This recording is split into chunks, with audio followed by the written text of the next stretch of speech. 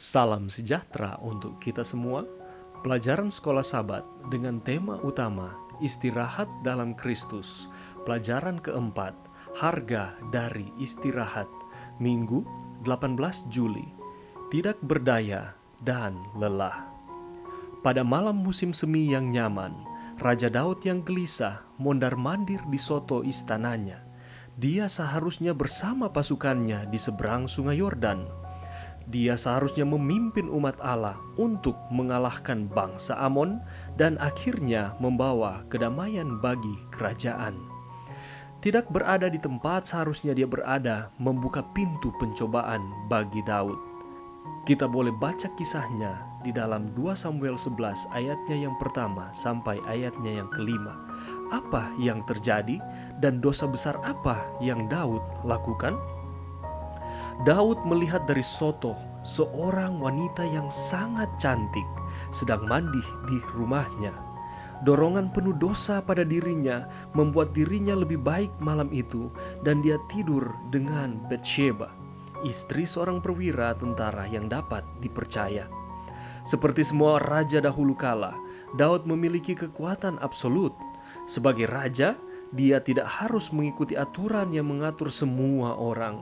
Namun, kisah menyakitkan dari keluarga Daud setelah peristiwa yang mengubah cerita ini mengingatkan kita pada kenyataan bahwa bahkan sebagai raja, dia tidak berada di atas hukum Allah.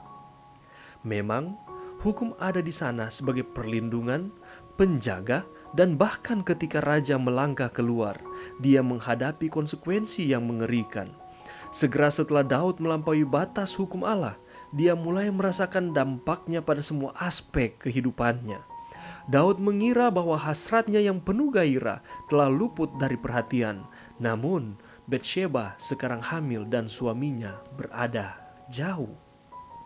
2 Samuel 11 ayat 6 sampai ayatnya yang ke-27 memberikan informasi bagaimana Daud mencoba menutupi dosanya.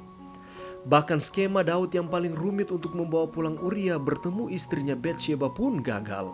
Uria adalah seorang pria dengan reputasi luar biasa yang menanggapi isyarat halus Daud.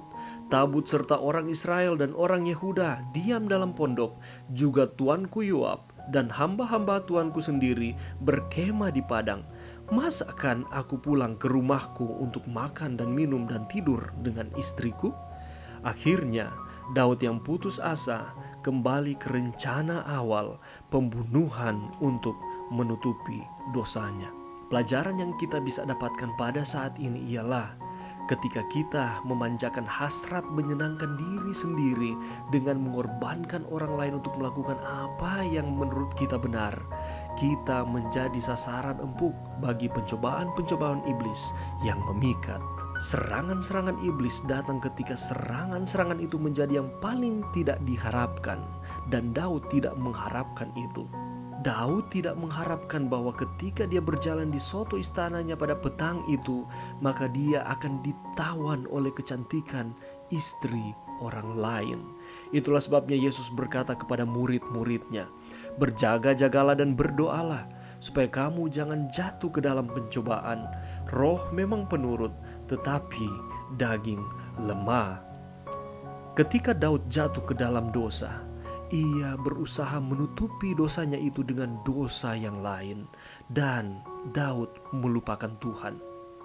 Mari kita selalu setia kepada Tuhan, karena apabila kita hanya mengandalkan kekuatan kita sendiri dengan harapan bahwa kita dapat menang terhadap tantangan-tantangan kehidupan kita, pasti kita akan jatuh.